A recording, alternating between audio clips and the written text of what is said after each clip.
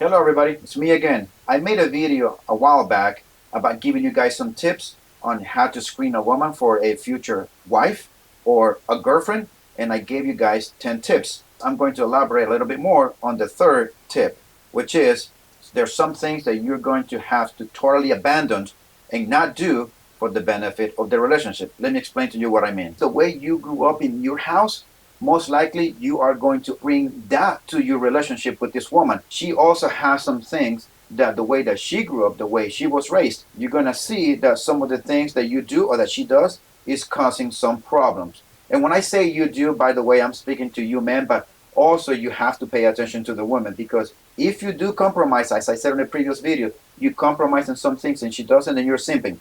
Do not simp. Same thing with this point three. There's some things that you have to do away with, totally leave behind for the sake of the relationship. And she also has to do the same things. Let me give you one personal example. When I was young, 17, 18, 19, I used to live in Miami. I used to go and hit the clubs a lot on Ocean Drive and Collins Avenue. I used to smoke cigarettes too. My then girlfriend didn't smoke cigarettes. I knew that, and she knew that I smoked cigarettes because I used to go clubbing. She was not a person that liked to go to the club. By the way, that was in the late 90s, early 2000s, back in the day. Whenever I will go pick her up, I will smoke a cigarette before I will get in my car, because I detail my car so it wouldn't smell like cigarettes. So I will smoke a cigarette before I will get in the car, and then I will go pick her up, and then we'll go do, go eating, go do things, and then we'll drop her off, and then I will smoke a cigarette when on my way home, and then I will clean my car. That's how I used to do it when we were dating. But then we got married, and then that's when things started to change, because now I'm not just, we're living in separate places, now we're living together. And so my clothes used to stink like cigarettes, because I would just go a step outside and then smoke a cigarette. When she got pregnant, that's when everything changed. Like I said, I got married when I was 22. So that's when I stopped smoking cigarettes, when I found out that she was pregnant. So I gave that all together. There's some things that she also gave up for the sake of the relationship too.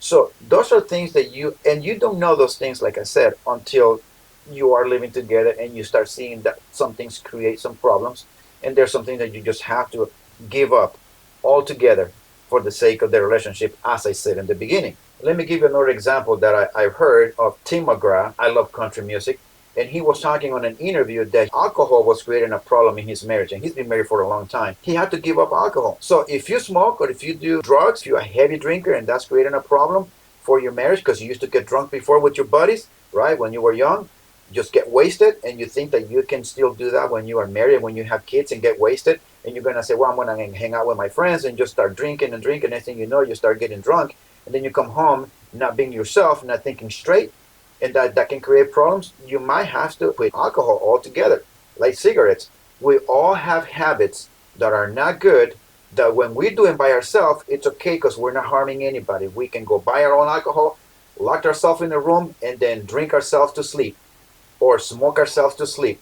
But once we have someone else, once we are in a relationship, those are the things that we are going to have to especially pay attention to, how it affects the relationship. And we might have to end up, like I said, some things you just have to give up altogether for the sake of the relationship. So the only way that you will know this is by being married or living together, and then speaking about those issues. And you have to be honest with yourself, and she has to be honest with herself.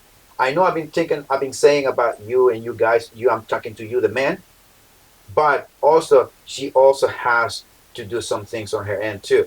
And if you do those things, and if she doesn't, then that's a problem. Then now you are simping. What does simping mean? There's no reciprocity on the things that you do. You both work together as a team, and that's basically why you guys got together in the first place, because you want to establish a family and be a team. And you will not see what these problems are, but after the honeymoon phase is over, that's when those problems begin to arise, and then you are going to have to make a decision on whether you want to change them or not. And if you see there's no progress on her end, only your end, that's another problem. That's why I say to not rush into marriage. Never rush into it. Take your time. And being a boyfriend and a girlfriend, that is actually the best time that you have to actually screen this woman, because as I said before, we men are the ones that are in charge of relationship. Women are the gatekeepers of sex, and we are the gatekeepers of relationship.